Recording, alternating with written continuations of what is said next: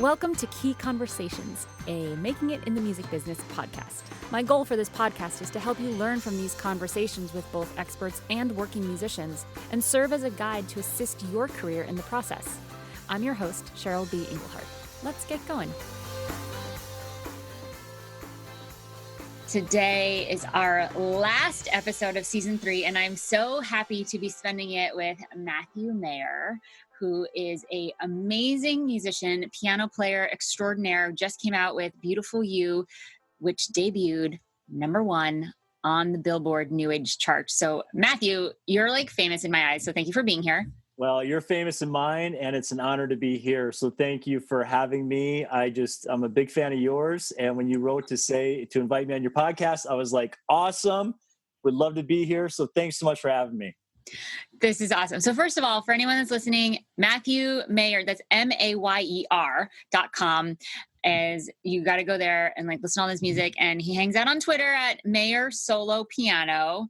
So go follow him there. And this will be all in the show notes as well. But let me just start. Let's get the picture of Matthew. So give me like 2 or 3 transitions in your life that like stick out that got you to having a #1 Billboard album. That's a great question. Those transitions happen over a long period of time. So if I'm going to think of 2 to 3, I'm going to think the first is when I started music, which was when I was 12. I come from a very small town of about 700 people, and walked across the street, and I took lessons from a guy named Art Cooper, who really taught me how to expand my creativity. And so I'm very grateful for that. And then I released my first album in 1999. I'm not going to give away my age here, but that was almost 20 years ago. Actually recorded it in 1998. So it's almost in the fall. So it's almost exactly 20 years ago, the first album recorded. And then since then have just been a DIY musician. And the last album was album number 12. So it's been 20 years of just continuing to stay with the solo piano genre. So that's kind of amazing because I have it that we're like the same age or something. So that makes sense. So you did your first album when you were 7 is what you're saying. Just kidding. That's what I'm saying. I was 6. It was 6, but I was close to 7. I wasn't. It was right before my 7th birthday. So that's kind of fun. So 20 years later, after working that hard, making 12 albums, you get a #1 on Billboard. That's awesome. Yeah. It was, I can honestly, that happened in September. I can honestly still get a little emotional thinking about it just because it was an absolute dream come true. So let's just jump. Well, we can go back and talk about other transitions, but let's just jump to the Billboard stuff. Let's just get there because this is like a dream of so many artists, and your music is so accessible and so beautiful. And so tell me the process of how that happened for this album. Like, what did you do differently for this album that became the result? Yeah, no, great question. So I think every album that you put out, especially as an independent artist, you're taking notes and you're figuring out what works. And you also have relationships within the industry that kind of help you say, hey, you start to figure out when are you going to set your release date? You start to figure out how are you going to market yourself? And then you look at things like your budget and how are you going to be smart with your marketing dollars? And how are you going to form a team around you to be the most efficient that you can when you're doing it all on your own? So you're figuring all those things out. So all of these lessons that I learned, I finally was like, okay, I got to be a little more patient on this release. I can't just record. I think so many times artists want to record something and then 2 weeks later they want to release it because they're excited. They got something creative out there. They want to get something out there. And that was, I'm not going to say it's a mistake that I've done, but that is what I did a lot of times. I didn't put in the patience and the discipline to set up a long timeline and to think about this not as, okay, I'm going to record now and release it next month, but what if I record now in the spring and then release it late summer or in the fall? And then how can I backtrack that? And what are the steps that I can do along the way that's at least going to give me that chance? So those are all little things that I would start to reframe my mind when I was coming out with this and say, if I want to give myself a chance and have a goal of even top 10 of Billboard in the for me, it was New Age. What are the things I have to do? And then I got to break that down, and then it's putting in the work and doing those steps day in and day out, which because you do that all the time with the things that with so much of you do with DIY. So it was really learning from the past and then putting a plan in action, with the understanding that just because you work your plan, it doesn't necessarily mean there's definitely aspects of luck involved in this as well. You don't know who else is coming out with an album on that same time. You don't know who else is going to release on that same week. And not only that, but understand, I'll stop there. I could go on and on here. So I'll stop there. I love it. And I really, really love, because I say this all the time, especially for myself and when I'm working with coaches, is to plan your work and work the plan. Right. Without a strategy. Strategy is like my buzzword for myself these days. But the strategy really is just connecting whatever I need to create with the goal that I want. And at some point they'll collide, but without a strategy, you're just throwing spaghetti to the wall and seeing what sticks. So it's really cool to hear that what you've learned over the year. And I'm working on my 5th record right now. So it's awesome. It's definitely been like want to get it out. And, one of my records, I released one song a month for a whole year. Yeah. That was like the wrong way to there are definitely learning curves here. Right. But with this digital age, there's so many tools like pre-saves and pre-sales and all this stuff that you've got a time for. And your email campaigns, you all know I'm the email, I can go on geek out on email forever. Love your email stuff. And just a public service announcement for Cheryl. If you haven't taken her course, do it. I've done it. Awesome. Oh my gosh. I don't think I know that. Yes, I did. Yeah, I think you did. But I think what you're also touching with email that we would probably get to in a part of this conversation is connection with people. And that is a whole nother side to, I think, what we're going to touch on here. Awesome. Yeah. So we'll get there, because you also have a fantastic fan base. I mean, you have a ton of Twitter followers. Yeah. We'll get to the connection, because you're clearly doing something right there. You're really engaged on your social media platforms. You're it's just always so lovely. I always feel like having you as a follower is such a blessing, just because I know that's how you engage with people. I only paid you $20 to say that. I only paid you $20. Oh my gosh. You didn't. I appreciate that. I really do. But I definitely want to get into that at some point. But first you said, okay, you figured out when you're going to release, when you're going to finish the record, because those are two very different dates. A lot of us like to collide those two together. They are very different, maybe even different seasons. Like you said, spring we finish, fall we release. So then you said you work back. It's if you want to be in the top 10 of the Billboard, you have to take certain actions. What are 3 of the top things that you did this time that you think directly got you on that chart? Well, first I would share your secrets. Oh yeah. No, it's funny because I actually want to touch on your comment you just made of sharing your secrets. I think so many times we think there are secrets, and there are no secrets. It's what we've been told. And again, I'm probably because I'm just a stubborn person anyway, but it's what I've been told all my life that, hey, you got to engage your fans. You got to do this. And I would say, so when I think about that, I laugh because what I'm about to say is not going to be this earth shattering. Oh my God, he gave me the answer. It's not going to be that.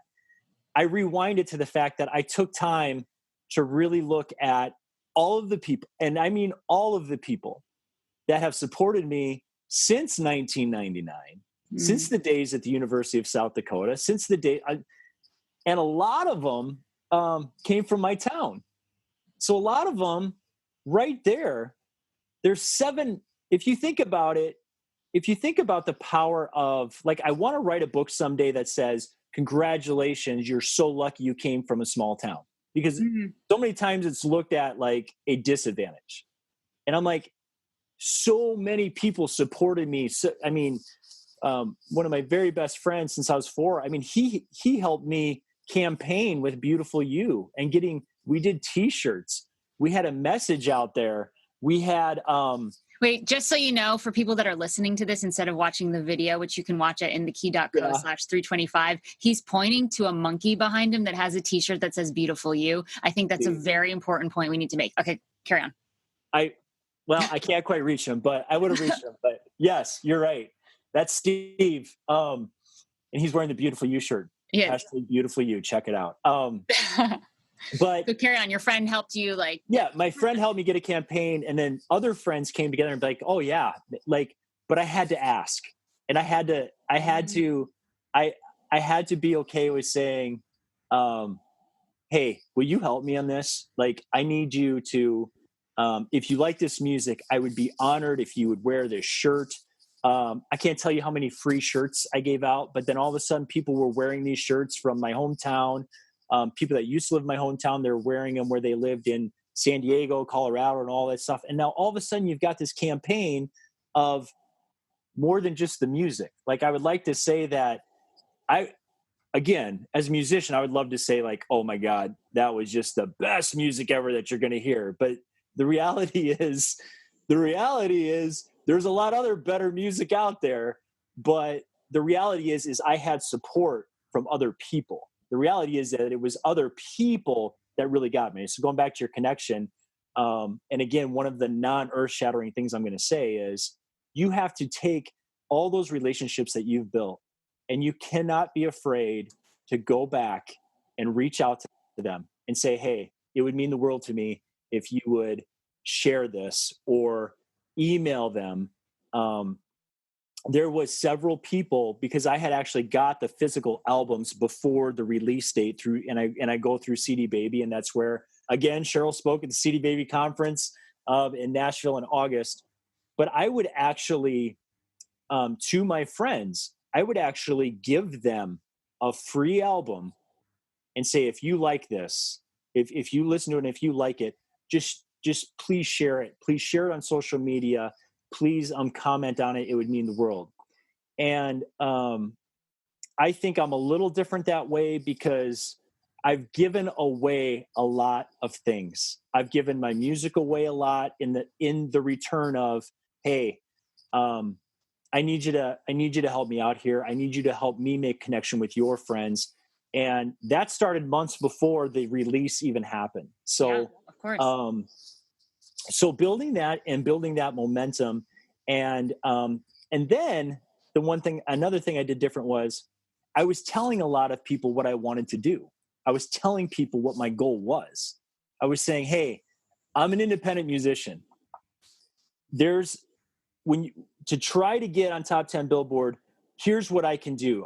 You talked about pre-save campaigns and all those things. Again, that CD Baby helped set me up with there as well. There's all these things you can do, but then I have to be, again, a little more vulnerable and say, will you help me? I did some email communications out that said, will you help me chart on Billboard? And then bringing them and educating them on what my goal was and how they're playing a role in that. Because then this happened, but again, that's where I go back to saying it was because of support of other people. It wasn't because of, and it was your willingness to not wait for someone to find you and help you. You went out and said, hey, can I? And honestly, like, I spent my first 2 records like hoping someone would hear me and then go do something with it. But really, the people are there. You just have to ask them. And I love that. And your story is very, very similar to Jamie Kent, who's a country artist.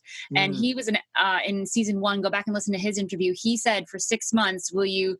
And this is years ago. He said, I'm an indie artist. I want to be the first independent artist on the Billboard Top 10, the Billboard Top 20. I think that's awesome. And so for 6 months, he toured a lot. Every tour, he said, pre-buy this and it was a pre-sale on iTunes. And and just for those who don't know, if you pre-save on Spotify or pre-sell a track on iTunes, all of the sales, no matter how far in advance, they all count for the day that your album releases. Right. And that's what Billboard, that's what the numbers are looking for. Do I have that right? That's exactly right. That's exactly right. Not only the day of, and then it goes for that week. Mm-hmm. So that day of when it drops on a Friday, typically it's a Friday, so it gives you a longer period of time to get through that next week. All of those pre-saves count up to that. Yep. And that's what Jamie did. And he was the first country indie country artist to land on the Billboard Top 20, and you're an indie artist you had the same thing. And, you know, I always use this in my pitching course. When you're really clear on what you want, then other people are going to be really clear too. So if you're saying, hey, come play this game with me, the game I'm playing is to be in the top 10 Billboard as an indie artist. This is what that takes. This is what it looks like. And you have to spell it out for your fans because they're not in the music industry. They might not even know what that means, but why is that a big deal? That's right. So I love that you did that and you were able to communicate that. And people love to be heroes. When you're a hero for someone, like, they don't even need a thing. There's a social status element to it. That's like this is a very like caveman idea of social status. But when you get to save someone like that, like, I use that word hero a lot because my fans are my heroes. Like, it's not just like a semantics manipulation. It's like for real. So I love that you did all of that. And so you did the pre-save. Can you talk about the pre-save campaigns you did and pushes you did versus pre-sales? Yep. So pre-saves was specifically on on Spotify, and Spotify was the biggest one, and that was kind of a newer thing. CD Baby had just come out with it. I lucked out on timing there. Show.co is now owned by CD Baby, and if you're a CD Baby artist, you get free access to Show.co, which is one of 3 main platforms that you can actually go pre-save. You can't do it directly through Spotify. I'll put in the show notes a really awesome conversation that you can watch with Ariel Hyatt and I. If you go to inthekey.co/labs, we talk about this. But yeah, so it's you have to go through another platform. You can't go direct to Spotify. So carry on. Exactly.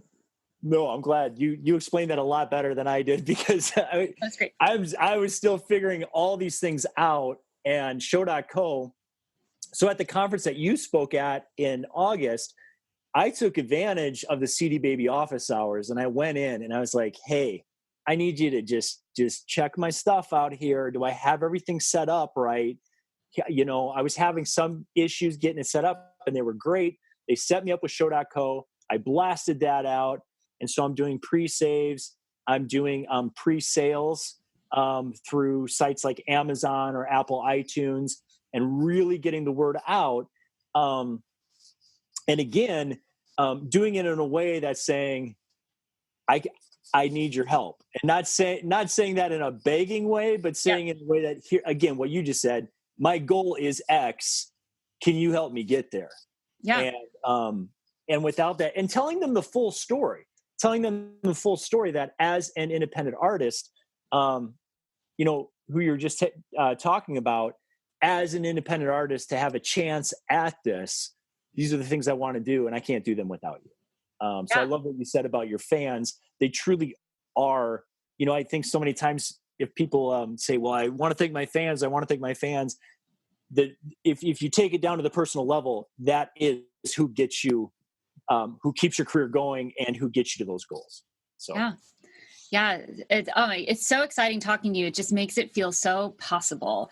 And tell me, what's the aftermath of being number 1 on the Billboard? First of all, does that just mean that you got a bunch of sales, and so financially that's a good thing? Like, what are the benefits of like if you were telling your fans like why that's important, like if they were like, so what do you say to them? The biggest benefit for me, again, as an independent, is I think you're always trying to continue to build up. You're always trying to build up your brand. So this sounds a little bit this sounds a little bit surfacey, but one of the things is to be able to brand yourself now is I get the opportunity to say on any of my marketing items, or when I'm setting up a show, you know, number 1 Billboard charting artist, that is a title that you get, you know, because you've earned that. And that's something that the industry looks like and says, oh, okay, well, maybe he's kind of good. I don't know. Maybe I'll check that person out. So, of course, it gets your music to other people's ears that wouldn't necessarily listen to you. Sure. And those are all the things that you have to kind of, at some point in your independent career, you have to keep grinding it out, and you have to keep clawing your way to that next level of, okay, I've done this, or, you know, I've been recognized with a Parents' Choice Award. That's great, but you're constantly trying to build up your story and your brand. And for me, that goal of of Billboard. Again, my goal was top 10 to get number one, was truly mind blowing, because that is something that no one can take away from you and that you have, as you continue to market yourself and tell your story. So, yeah, that's awesome. Any other results you've seen now that you're on the other side of being a number one Billboard artist? You know what? I got up the next day and did pretty much the same thing that I did the day before. I think you just, it's not something that I think in our minds we say, okay, if I get this, my life's going to drastically change. It doesn't. What it does is it just, and you use the right word, it gives you that next step of confidence to say it's possible. Now, it's not easy. None of this is easy, as you know, of doing this almost similarly from a time frame perspective. If I was in this for something other than the art or the love of it itself, I would have quit on year 5. The fact is that what people don't see is that the first album was released in 1999 and recorded in 1998. Well, we're in 2018 now. So you have to take a long-term view of this. You have to be patient with yourself, and you just always have to be reaching. So there is no easy path to this, but those are those things that we've talked about that you can set up and do, but you got to take action. You got to be vulnerable. I had posted some vulnerable posts about this whole album before that as well, more vulnerable than I usually have been. Those are things you got to show your soul at the right times and have a feel of when to do that and when not to. So, yeah, no, it's really great. Last week we talked with Jess Godwin, and we just had an amazing conversation about vulnerability and creating the space for other people to be vulnerable. And that's where connection shows up. Yes. And that connection with your fans is really what you're going for. And if you can do that in an email, a mass email to 10,000 to however many people on your list, like if you can master that vulnerability and make it feel really intimate, but still be able to send a mass email, like you're sitting on a gold mine, first of all. Yeah. Second of all, you're going to have the engagement that you need to do things like hit the Billboard number one. And that doesn't necessarily mean that you need hundreds of thousands of people to pre-order. Do you know what those numbers are? Like the average? No, you know what? I don't know what those numbers are. A few years ago, I heard that like a number one on iTunes could be a couple thousand sales, like 2,000 sales. Like it's not bananas numbers. They're big numbers, but like. No, exactly. It's not bananas numbers. It's achievable numbers. And it's going to depend on what chart you're going for. Right. I mean, yeah. I don't know what the classical chart of top 10 is compared to the New Age chart. Right. I don't know specifically how many pre-saves I got or how many sales I got through like Amazon. But when you're talking about this, and I love what you said, they're not banana numbers. But if you stopped and you looked at the people that you do know and the relationships that you have built all this time, you'll see that you have the opportunity to get those numbers that you want. Yeah. In your case, if you just said it, if you have a database of 10,000 people, and then you do it in the right way in which you communicate with them, in which you are connecting with them and bringing them on board, all these things are possible. Totally. I said bananas for the monkey, really. Steve loves that. I mean, he's a little tired. He's been working hard. I love some bananas. We're going to talk about the song. What'd you say? Does Oliver eat bananas at all, or does he? Oliver eats anything. This is my basset hound. He's a garbage disposal. But that's beside the point. So two things left on my agenda. Yep. We might do a speed run at the end here. Okay. We have to talk about your song, but before we do, one of my favorite Grammy stories ever is meeting you. So I have to tell my story of meeting you. So that earlier this year, February, in New York City, my Grammy date was actually a young fan of mine. So I had a fan, and her daughter got to sing on one of my albums from one of my campaigns, on fan funding campaigns. It was one of the prizes. Yeah. The girl it's been 5 years. So she ended up going to college for music. And so I decided to ask her to be my guest at the Grammys. So I was walking around with her, and I think we had heard someone say something about seeing someone famous. And I was like, it would be nice one day if someone just could recognize me. Literally said that. And I get on the escalator. I think I was on the escalator going up or something, or about to go up. And I remember I was drinking coffee. That's all I remember. Yeah, you were drinking coffee. And I hear Cheryl Engelhardt. And it was I have never, like, I felt so very magical in that moment because I literally just saying, it would be nice to be like recognized. Be noticed. And I'm like, I noticed you because I had taken one of your courses. I'm like, that's Cheryl Engelhardt. Oh my gosh. Cheryl, you don't know me, but I took your course and really enjoyed it. Yada, yada, yada. Cause you had done a webcast helping out. There was a lot of us were on that. And so I recognized you. I was like, oh my gosh. So yeah. That was very cool. And then you were there because you're, and Beautiful You is on the Grammy ballot now. So we're both the Recording Academy members, which you can qualify for, and then you get invited to go to the Grammys, and it's kind of fun. So but that's where we met. And then, it's been history ever since I saw you. And then we took a picture there, and then I had to recreate the picture when you were in Nashville when I saw you, and I said, hold on, I have a cup of coffee. So now every time I see you now, I got to hold a cup of coffee because that's fun. He did not catch that. I did not remember that. Mostly because I was definitely not drinking coffee. I was drinking something else. We don't have to talk about that. So tell us about this song that we're going to hear called You Are Enough. Yep. So this is probably my, a lot of the CD is very minimal, but You Are Enough. There's a Facebook post that I posted about that.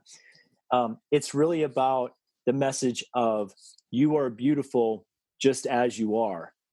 You are enough. And I always preempt and I say, right after I say that, I say, I know this sounds corny. Just hear me out. Just hear what my message is. But I think in this day and age, especially on social media, I've gone through these same feelings where you would look at somebody on social media and you're like, geez, this person just has it figured out. Or this person, their life is so great, or just look at how beautiful they are, yada, yada, yada. And I think we can sometimes fall into a devaluing of ourselves, especially in this day and age of having instant access.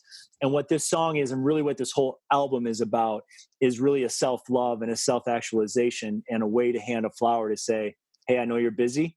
I know you got a lot going on, but you are beautiful. Don't forget that. Don't forget that in this day where it's so easy to fall in that trap of comparisons and thinking we're not. So that's the story behind it. There's a lot more backstory behind it on my Facebook page at Mayor Solo Piano, or would love to hear from you too on Twitter. So there you go, guys. Let's listen to this song. I am so happy to have you go check out everything that Matthew has, MatthewMayer.com. And thank you for taking time out of your super busy day to talk to little me. Very much appreciate it. Yeah. No, I think it's the other way around, but it's an honor to be here with you and to have gotten your email and all the work that you do, Cheryl. Thanks so much for what you do for independent artists like us. So keep up the great work. It's awesome. Thank you. And that is a perfect note to end this season 3 on. Stay tuned for season 4. Lots more of awesome stuff. Not sure when that's going to happen. So, just go back and review all this great stuff in this season and season 1 and 2. So thanks for listening.